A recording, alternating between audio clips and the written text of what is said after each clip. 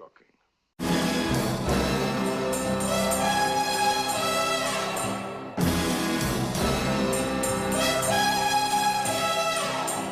Sean Connery is back to reprise his most famous role with 1964's Goldfinger. Now, going back to watch this film, I was a little worried that it wouldn't hold up to the expectations I had when I first watched it many years ago. All I can say is that this film is a landmark definition as to why this spy saga is the second highest grossing franchise of all time. Goldfinger is a brilliant villain, Oddjob is an awesome henchman, and Bond is as classy and witty as ever. In this installment, gold-obsessed villain Yurick Goldfinger has a convincing plan to radiate Fort Knox's gold supplies, nicknamed Operation Grand Slam, thus sending the value of his own gold reserves through the roof. Agent 007, James Bond, is dispatched to investigate and neutralise the situation, but it's not going to be easy with hide and muscle the likes of Oriental assassin Oddjob and Pussy Galore in his way. Anyone that watched Goldfinger would remember it for several reasons. Shirley Bassey's screamer of a theme, But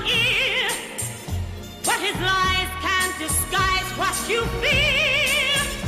For a golden girl knows when he's kissed her, it's the kiss of death from Mr. Goldfinger.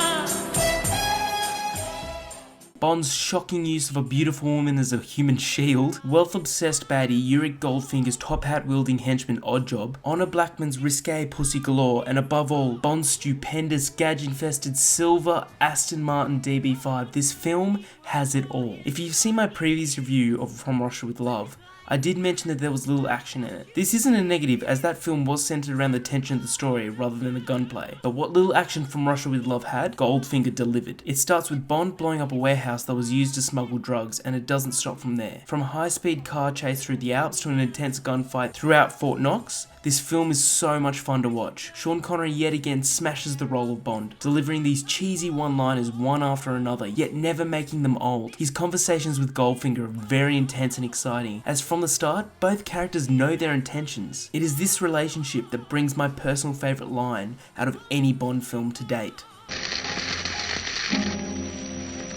The purpose of our two previous encounters is now very clear to me. I do not intend to be distracted by another. Good night, Mr. Bond. Do you expect me to talk? No, Mr. Bond, I expect you to die. What I like about Goldfinger's plan is it's deceptively cunning. Think about it. He isn't robbing Fort Knox and stealing the billions of dollars worth of gold in there, but rather blowing it up so the stock level of his gold reserves increases exponentially. Kinda brilliant if you think about it.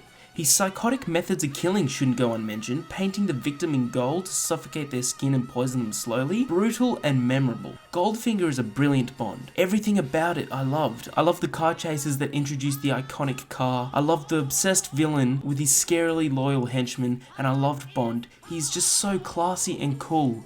I loved watching this golden era of Bond, but I still kinda can't wait to see the downfall in quality. I'm looking at you, Timothy Dalton.